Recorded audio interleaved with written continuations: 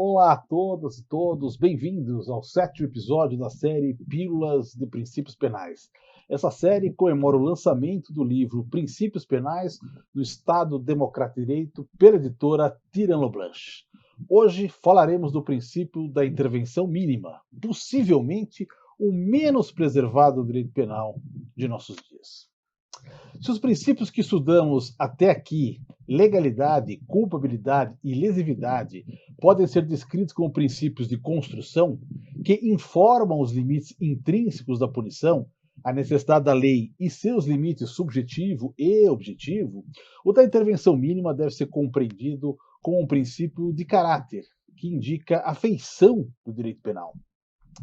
O direito penal de um Estado democrático de direito é informado pela ideia iluminista da última ratio, última razão, ou seja, deve ser usado apenas em última instância para a defesa dos bens jurídicos fundamentais dos ataques mais graves, quando não se mostram suficientes as demais formas de controle social.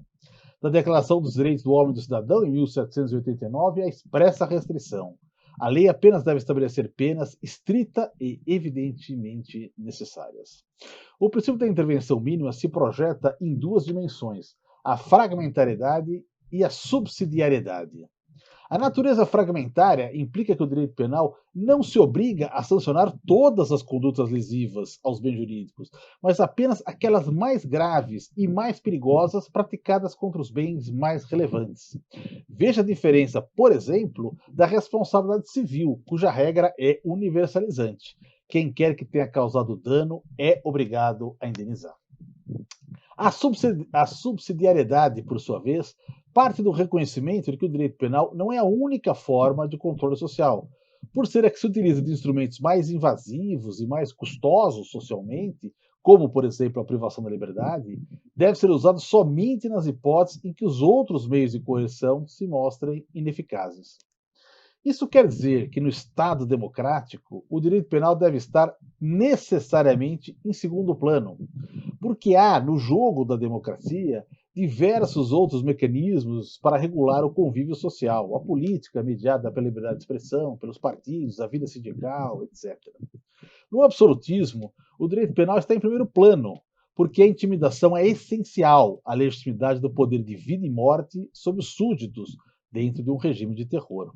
No fascismo, o direito penal tem posição de relevo, porque a sociedade refém do Estado deve atender a um único comando, e toda forma de contrariedade é uma forma de oposição ao povo, e, consequentemente, um agir inimigo.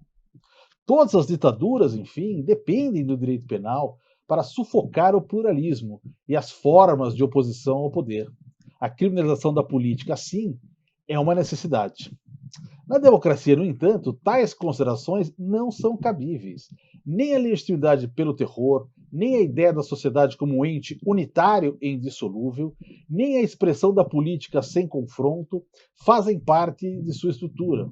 Por isso, o direito penal não tem motivos para ser o controle prioritário. Ao contrário, o direito penal em primeiro plano é um estimulante suicida da democracia.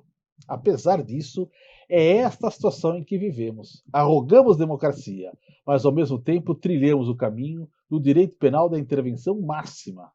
Toda norma que estipula obrigações ou confere direitos vem acompanhada de um tipo penal. Criou-se uma espécie de cinturão penal em todo o conjunto de normas em defesa da criança, do adolescente, do consumidor, da segurança do trânsito, do meio ambiente, da moralidade do sistema financeiro, todas. O legislador estabelece uma série de disposições penais. E assim, o direito penal deixa de ser subsidiário, ou seja, deixa de ser uma alternativa distante, e vai deixando de também de ser fragmentário, pois se tudo é crime, não se trata mais de alguns fragmentos. No livro, estou discutindo algumas cláusulas de contração nesse sistema, como forma de ressuscitar o princípio da intervenção mínima. Essas são as minhas sugestões. Primeiro, o que depende da necessidade não pode ser obrigatório. A ação penal não deve ser obrigatória e nem o processo. Se houver mecanismos mais eficientes de solução do conflito, o Ministério Público deve ter a plena liberdade de tentá-los, como a justiça restaurativa, por exemplo, ou conciliações, mesmo que fora dos tribunais. Segundo, O subsidiário não pode ser antecipado. O direito penal não é feito para ser moderno. Só deve ser criado um tipo penal depois que se mostram insuficientes outras alternativas, não antes. Não precisamos abrigar no direito penal a última novidade. Terceiro, o adequado não pode ser proibido.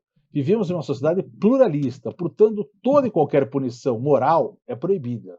Se determinada conduta já foi assimilada pela sociedade, é normal e não uma perversão, não pode constituir um crime. Seria uma hipocrisia. Quarto, o ineficaz não pode ser prejudicial. Há certos comportamentos que a proibição não evita, e sua repressão acaba criando efeitos colaterais que mais prejudicam o que se pretendia defender. É o inequívoco caso do aborto, em que a criminalização mais expõe do que protege a vida. Criminalizar, sim, é ir contra a própria razão de existir a tutela. Por fim, última razão não pode ser a única. A sociedade é muito complexa para ter uma única forma de solucionar conflitos. Assim, não só as penas devem ser alternativas, as formas de solucionar os conflitos também. Nas próximas semanas, veremos os princípios da moderação do sistema, igualdade e proporcionalidade. E se você não se inscreveu no canal, este é o momento. Até lá!